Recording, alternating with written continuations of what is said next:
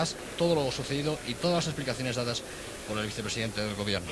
Vamos ahora a escuchar las palabras del tercer miembro del Grupo Parlamentario Mixto, Alejandro Rojas Marcos, del Partido Andalucista, quien cerrará el turno en lo que se refiere, como decimos, al Grupo Mixto. Conversación entre Félix Pons, presidente del Congreso de los Diputados, y Alejandro Rojas Marcos. Y en breve, las explicaciones del portavoz del Partido Andalucista en la Cámara Baja. Quizás las explicaciones que pueda estar dando ahora mismo Félix Pons, Alejandro Rojas Marcos, sean otras que la de tiempo y procedimiento. Es decir, explicaciones en torno a cuánto tiempo tiene Alejandro Rojas Marcos y si se le concederá más o no la flexibilidad. Señoras y señores diputados, señor presidente, marca, ¿esa es la explicación? Según me dice el presidente, el tiempo que me queda, es decir, 3 minutos 36 segundos. Yo eso no lo puedo admitir. Mis compañeros han hablado un minuto y pico. Rojas Marcos. Señor presidente. El reloj que dispone su señoría en la tribuna es un reloj que ha marcado el tiempo consumido y el tiempo que le resta. Si su señoría discrepa de los mecanismos electrónicos y cronológicos de la Cámara, le respeto su criterio, pero el tiempo utilizado por sus compañeros es este. Le ruego inicie su intervención y procure concluirla en los tiempos prefijados por el reglamento. Usted conoce el criterio de la presidencia para la terminación de las intervenciones. Señor presidente, con todo el respeto que me merece esta Cámara y esta presidencia, es la primera vez que al Grupo Mixto se le computa el tiempo de subir y bajar del escaño. Cualquiera ha podido ver que no han hablado mis compañeros 6 minutos y medio. Y aquí, por lo que... Señor Rojas Marcos, le ruego concluya su digresión sobre esto, utilice su tiempo. El cronómetro ha estado paralizado en los tiempos de subida y bajada de sus compañeros del escaño. Señor presidente, yo ruego que conste en acta mi protesta y mi negativa a aceptar que mis compañeros han hablado 6 minutos. Señor presidente, señoras y señores diputados, ante los hechos causa de este debate, los medios de comunicación están cumpliendo con su deber y hay que reconocer que brillantemente. Los tribunales de justicia dirán su palabra en su día. Hoy empieza el Parlamento. Al principio del escándalo que nos ocupa, el Gobierno dijo que no le incumbía. Sin embargo, hoy viene a esta Cámara el vicepresidente enviado por ese mismo Gobierno a dar explicaciones. ¿Qué ha ocurrido? Muy sencillo. El clamor de la opinión pública ha colocado al señor vicepresidente en el centro de la sospecha. La reacción inicial del vicepresidente fue idéntica a la de su hermano, don Juan Guerra. Miseria de los acusadores, ataques contra el Partido Socialista, calumnias contra las personas, linchamiento. Cada vez que se aprecian indicios de abuso de poder, tráfico de influencias o corrupción, el sospechoso se envuelve unas veces en la bandera de la democracia, otras en la de la izquierda, siempre en la descalificación ajena. Si este fue el tenor de las declaraciones públicas iniciales de los hermanos Guerra, hoy, después de haber oído a don Alfonso, se ve cómo trata de ampararse en el Gobierno para diluir su responsabilidad personal. Porque, señor Guerra, no olvide que usted, y solo usted, es el sujeto de la sospecha. Los hechos son los siguientes. El vicepresidente del Gobierno, don Alfonso Guerra, pone sendos despachos para él y para su hermano, don Juan Guerra, en la delegación del Gobierno en Andalucía, con todos los medios personales y materiales como secretaria, ordenanza, teléfono, fax, llaves, tarjetas de visita, para las actividades que va a realizar en ambos despachos, su hermano, don Juan Guerra, pues solo excepcionalmente don Alfonso utilizará el suyo. Estos despachos en realidad han funcionado como un mostrador con rótulo del Gobierno, a un lado la bandera de España y al otro la de Andalucía. Detrás, don Juan Guerra. Ante él hacían cola ciudadanos para obtener lo que por la vía ordinaria no obtendrían. La legislación mercantil da el nombre de factor al representante del dueño del establecimiento en virtud de la representación por apariencia. Esta representación por apariencia es tan válida jurídicamente que las responsabilidades en que haya incurrido el factor son plenamente exigibles al dueño del establecimiento. Por esta razón son los amigos, los familiares, los empleados, los allegados, en una palabra, los cercanos al poder, los que pueden convertirse en traficantes de influencia. Es decir, los que actúan con ánimo de lucro en el ejercicio del poder político. Basta que el titular del poder político conozca la actividad traficante de sus allegados para que sea responsable política y jurídicamente de los tráficos perpetrados. Señoras y señores diputados, en esto consiste el escándalo de los hermanos Guerra y este es el objeto del debate. Pero la importancia política del escándalo es aún mayor dado el papel que don Alfonso Guerra ha venido interpretando en la política española. El señor Guerra quiso ser vigilante, fiscal, descalificador de la clase política, y ahora resulta que en su entorno personal surgen indicios de corrupción. El señor Guerra presumía de tener dossier de todo el mundo, y ahora resulta que todo el mundo tiene dossier del señor Guerra y de sus colaboradores. Ojo, yo estoy hablando exclusivamente de responsabilidades políticas. Yo hoy por hoy no estoy acusando al señor vicepresidente de haber cometido delito alguno. Yo hoy por hoy no estoy entrando en si don Alfonso Guerra o el Partido Socialista están o no implicados en los negocios de don Juan Guerra. Pero todo eso se sabrá un día, no lo duden. Este debate es importante porque, igual que hace un año en la huelga del 14 de diciembre se dilucidó el papel que este gobierno socialista representaba en la izquierda, hoy se dilucida la noción que este gobierno tiene de la ética política. Igual que la movilización social del 14 de diciembre condenó la prepotencia, la movilización social de hoy condena la corrupción. Y la corrupción no es un problema menor, porque en ella se juega el desprestigio de los gobernantes y de las instituciones. Señoras y señores diputados, lo que el Parlamento enjuicia aquí hoy es un modo institucionalizado de gobernar. Es inseparable el debate sobre la corrupción del debate sobre la forma general que el Partido Socialista ha tenido de gobernar y sobre la forma particular con que don Alfonso Guerra ha ejercido ese gobierno en Andalucía. Porque el señor vicepresidente en Andalucía ha sido el todopoderoso factotum que, al margen de los límites institucionales, ha impuesto su poder personal en la Junta de Andalucía, en las diputaciones, en los ayuntamientos. Don Alfonso Guerra hizo daño irreparable a la autonomía andaluza, interfiriendo en el gobierno de sus instituciones y deteriorando la imagen de políticos andaluces, empezando por los presidentes de Andalucía, señores Escuredo y Rodríguez de la Borbolla. ¿Y quién era don Juan Guerra en Andalucía? Esta Cámara tiene que saber la verdad. Don Juan Guerra ha sido el lugarteniente de don Alfonso, que ha actuado como mandatario suyo, que ha impartido órdenes políticas, que ha dirigido campañas electorales, que ha intervenido en la concesión de subvenciones, en las recalificaciones de terrenos, en los nombramientos de cargos. Don Juan Guerra ha sido para el vicepresidente representante de sus intereses, fustigador de sus adversarios, protector de sus amigos, en todo caso, su fiel asistente. Es comprensible, pues, que las encuestas digan que la inmensa mayoría de los ciudadanos no se creen que don Alfonso Guerra no tenga nada que ver con lo que su hermano don Juan hacía desde el despacho, la mesa, el teléfono, el coche y la propia casa de don Alfonso. Don Alfonso Guerra, el hombre que predicó en nombre del Partido de los Pobres, prometió la entrega de Rumasa al pueblo y definió a los militantes socialistas como honorables descamisados, es el principal responsable de que el Partido Socialista sea hoy referencia obligada de la especulación inmobiliaria, del asalto a los sillones bancarios, de la obsesión por el dinero, de los enriquecimientos veloces, de las revistas del corazón, en una palabra, del desarme moral de la política. Y todo ello bajo el lema de ahora nos toca a nosotros y tras el escudo del miedo de los ciudadanos a las represalias del poder. Le ruego concluya. Señor presidente, termino enseguida. En conclusión, las explicaciones del señor Guerra no pueden convencer a nadie de su inocencia política. Por ello, la opinión pública considera que debe dimitir. Y si no dimitiera, la obligación política del presidente del gobierno sería destituirlo. Para terminar, en nombre del Partido Andalucista quiero hacer dos preguntas concretas al vicepresidente del Gobierno. Primera, es obvio que los negocios realizados por don Juan Guerra los ha hecho en nombre propio. Faltaría más. ¿Pero por cuenta de quién? ¿Por cuenta del titular del despacho, es decir, del Gobierno? ¿Por cuenta del partido al que pertenecía como militante y como empleado, es decir, el Partido Socialista? ¿Por cuenta de la persona de la que recibía las órdenes, es decir, su hermano don Alfonso Guerra? Segunda pregunta. ¿Está dispuesto a levantar el veto para que se constituya una comisión de investigación sobre este escándalo, sin perjuicio de cualesquiera otras iniciativas? Porque este debate no termina hoy en esta Cámara, empieza. Y yo espero que los líderes de los principales partidos de la oposición suban a este estrado para hacer frente a sus responsabilidades políticas en asunto de tanta trascendencia y no se devalúe este debate como pretende el Gobierno, lo que, por cierto, ya ha servido de pretexto para no retransmitirlo por televisión. Señor Anguita, usted sabe la importancia política y moral de que usted suba a este estrado hoy. Señor Aznar, la opinión pública necesita conocer qué piensa usted del escándalo de los hermanos Guerra. Señor Suárez, usted ha sido presidente del Gobierno y hoy no se puede callar.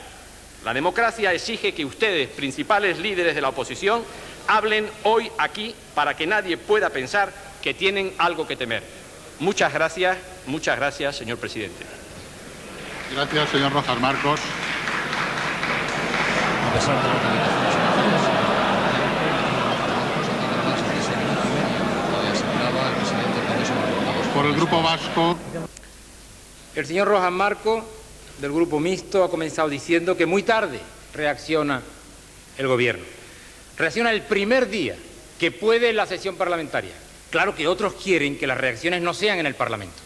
Nosotros no. Creemos que este es el lugar, no otros lugares. Y ha dicho una serie de falsedades que él las dice sin ninguna prueba, sin ninguna demostración, para enseguida decir, yo no acuso, después de haber lanzado infinidad de calumnias, que algo quedará. Ha dicho algo que para mí es muy querido contestar. Ha dicho que yo he hecho daño a la autonomía andaluza. Pero, hombre, la autonomía andaluza, el señor Rojas Marcos puede acusar a alguien de haber hecho daño cuando en un momento determinado, y uso sus palabras dichas en una emisora de radio hace muy pocos días, se dijo de él y se le dijo además electoralmente que había vendido la autonomía andaluza. No sé por cuánto o por qué. Dice que la opinión pública piensa así en Andalucía. Dentro de poco se va a ver qué piensa la opinión pública en Andalucía sobre el Partido Socialista y sobre el partido que usted representa. Ha hecho preguntas. ¿Por cuenta de quién se han hecho tales o cuales negocios? Como ya he dicho que desconozco esos negocios, no le puedo decir más que habrá sido por cuenta de quien los haya hecho. Yo no los he hecho, si se han hecho. Y ha hecho la pregunta si se vetarán las comisiones de investigación de tráfico de influencia. Hace un año se creó aquí una comisión y hay unas conclusiones que han sido citadas por el señor Roca y que contestaré detenidamente a ello. Para terminar, con una interpelación urbi et orbi a todos los líderes políticos a que salgan, a excitarlos a que salgan. Yo creía que iba a llevar la geografía mucho más lejos, pero se paró en la geografía en la que estamos. Yo creo que el señor Rojas Marcos debiera ser algo más prudente, porque claro, los de Sevilla nos conocemos. Nos conocemos de lejos. Yo conozco su trayectoria hace muchos años y no quiero citarla. Debiera ser algo más prudente, porque tiene la costumbre de hacer unos alegatos públicos muy fuertes y luego de alguna forma cubrirse personalmente, cubrirse en privado. Cuando pasaron las últimas elecciones, se sumó a esa campaña que hubo de algún grupo de la Cámara de intentar deslegitimar el proceso electoral, la base del sistema democrático, y dijo que había habido trampas en la ley, en el proceso electoral. Después yo recibí una carta en la que parecía una carta de amor. Me felicitaba por el impresionante triunfo electoral que habéis conseguido. Hombre, no se puede en público hacer esas acusaciones y en privado cubrirse personalmente diciendo lo contrario, hay que tener una mínima coherencia. Pero en fin, como le preocupa tanto lo del despacho, yo le quiero solo referir, a título de ejemplo, que en un ayuntamiento, precisamente el de Sevilla, siendo alcalde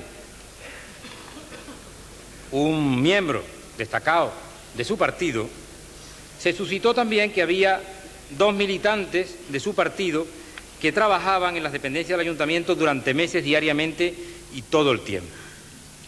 Y además uno de ellos organizaba los Juegos Municipales de Otoño. El alcalde accidental hizo un decreto diciendo que terminara esa situación. El portavoz de su partido dijo que iban a desacatar ese decreto y que seguirían trabajando. Y tanto que siguieron. Lo resolvieron por lo visto de la mejor manera, que yo creía que era la peor. Con posterioridad, en cuanto volvió el alcalde, a uno se le hizo un contrato laboral y al otro se le hizo funcionario de empleo. Y claro, siguieron trabajando en el ayuntamiento. Tribuna, Alejandro Rojas Marcos, Tiene la palabra el señor Rojas Marcos. miembro del Partido Andalucista, cuando hemos visto que algunos de los diputados han abandonado el hemiciclo durante algunos minutos. Alejandro Rojas Marcos, que no va a contestar al vicepresidente del Gobierno desde su escaño, como ha hecho Rodrigo Rato, también José María Aznar, sino que está bajando por los escalones del hemiciclo con el fin de tomar la palabra desde la tribuna de oradores.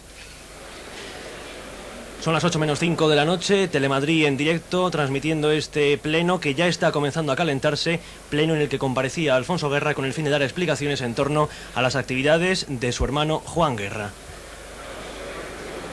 Diálogo en este instante entre el miembro, diputado del Partido Andalucista y el presidente de la Cámara Baja, Félix Pons, También hubo matizaciones en la primera de sus intervenciones, una vez más y posiblemente en torno al tiempo en que tendrá uso de la palabra Alejandro Rojas Marcos.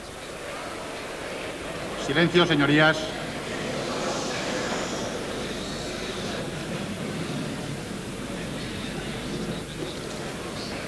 Ruego silencio, señorías.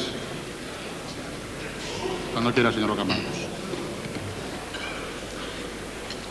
Señor presidente, señoras y señores diputados, el vicepresidente del Gobierno, en su réplica, ha demostrado el concepto del respeto que tiene por este Parlamento. Ha tratado de dislocar el debate. Ha querido devaluar el debate. Mire usted, señor Guerra, usted no tiene legitimidad moral hoy para hablar aquí como ha hablado. Usted no tiene derecho parlamentario para convertir una sesión de comparecencia en la que usted es el único acusado, el único sospechoso de corrupción política, a convertirlo en un debate sobre la legitimidad y la limpieza de los demás diputados o de los demás grupos parlamentarios. La actitud y la imagen que el señor vicepresidente del Gobierno ha dado en este debate es absolutamente tercermundista. No ha defendido ni una sola de las acusaciones importantes que aquí se han hecho. Ha tratado de generalizar la culpabilidad. Ha hecho exactamente lo contrario de lo que han venido ellos diciendo como peligro de este debate, que la opinión pública entendiera que la clase política es toda igual. Y él, para salvarse, ha tratado de hundir a los demás. Si hay problemas de tráfico de influencias en cualesquiera otros grupos, hágase la comisión correspondiente o investíguese hasta el final, pero no se juegue. Aquí hemos venido a juzgar el caso de los hermanos Guerra con sospechas serias de tráfico de influencia y de corrupción política. Todo lo demás es música celestial, señor Guerra. Además, usted es bastante ignorante en cuestiones morales. La moral judicial necesita prueba. La moral política necesita sensibilidad.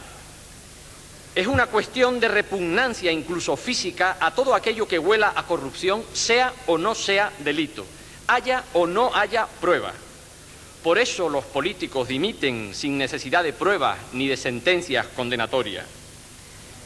Para que usted me entienda, la diferencia entre lo que usted dice y lo que yo digo es una cuestión de sensibilidad política. A mí esa sensibilidad política me lleva a exigirle la dimisión. A usted le lleva a mantenerse en el sillón a toda costa. Además, no es admisible que pueda pedir pruebas una y otra vez quien impide sistemáticamente que las pruebas lleguen a este Parlamento. Ha hecho usted una referencia a una carta mía y a mis denuncias de fraude. Efectivamente, yo le he felicitado a usted por triunfos en distintas elecciones del Partido Socialista, en privado, cuando no era parlamentario, y en público al Partido Socialista, cuando era parlamentario.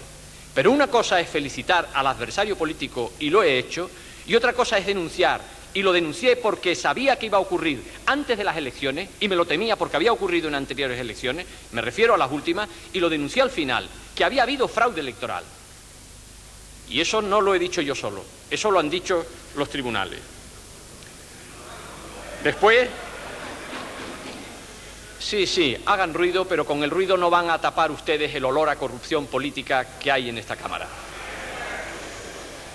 Señor vicepresidente, a fuerza de tanto hacer teatro, a usted le pasa como los actores dramáticos, y es que se le olvida el papel que hace usted de una vez para otra. Si hay alguien en este país que ha jugado a la calumnia por aquello de calumnia que algo queda, es su señoría. Y eso es Vox Populi. Lea usted los periódicos, la unanimidad de los medios de comunicación aquí en este país. Oiga usted las declaraciones de los políticos de cualesquiera ideología.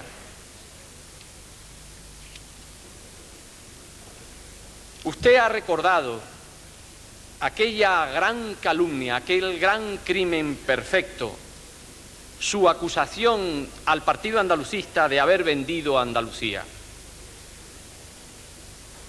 Usted no dijo verdad, usted calumnió en aquella época. Y como le dijo usted al portavoz andalucista en aquella ocasión en la Junta de Portavoces, cuando, indignado por los métodos del Partido Socialista contra los andalucistas, en aquel desbloqueo del proceso autonómico, usted le contestó: esto era tan grave para nosotros que o vosotros andalucistas o nosotros socialistas en Andalucía. Y en estos casos, en política, todo vale. Ese es el problema, que usted cuando se ve en peligro, usted cree que en política todo vale. Pero eso no lo piensan todos los políticos, eso lo piensa su señoría. Señor Rojas Marcos, le ruego concluya. Termino, señor presidente. Usted en aquella ocasión no dijo verdad. Usted dijo que habíamos renunciado a la vía del 151 y aquello no fue verdad. Ahí están las actas del Congreso de los Diputados. Usted dijo que el 144 era una vía de segundo orden y eso no es verdad. Ahí está la Constitución. Usted dijo que no se había utilizado el artículo 144 de la Constitución y se utilizó el artículo 144 de la Constitución y usted firmó debajo, por razones de interés nacional. Usted no dijo verdad. Y usted dio instrucciones a sus militantes de que llenaran las paredes de Andalucía con aquello de andalucistas, traidores, habéis vendido Andalucía. Aquello fue una calumnia y hoy se sabe. Entonces usted tenía credibilidad y fuerza y la gente le creyó. Nosotros aquello que le creyeran su calumnia lo hemos pagado muy caro, pero hoy que nosotros vendimos Andalucía está claro que es una calumnia. La verdad es que usted ha intentado comprar Andalucía, señor vicepresidente, y Andalucía no se vende. Muchas gracias. Nueva intervención de Alejandro Rojas Marcos, portavoz del Partido Andalucista, miembro del Grupo Mixto. Hágase la luz. Rojas Marcos busca, en su caso, que se haga la luz. Dicen de Alfonso Guerra que él lo que busca es perpetuarse en el poder. Ustedes, ha dicho en algún momento, ante las voces que había en el hemiciclo a mitad de entrada en esta ocasión, no van a tapar con el ruido el olor a corrupción que, según dice, hoy existe en la Cámara.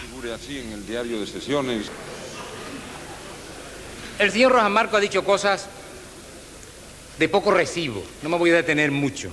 Me niega a mí legitimidad, habla de la sospecha de corrupción, el olor a corrupción, a tercermundista. Él algo sabe de eso. Pero bueno, dice que yo he tratado de hundir a los demás. He dicho que no veía en esos actos que he relatado tráfico de influencia. ¿Cómo voy a hundir a los demás? Y me ha dicho que yo soy bastante ignorante en materia moral y en todo lo que quiera el señor Rojas Marcos. Yo no he tenido su oportunidad ni sus apellidos.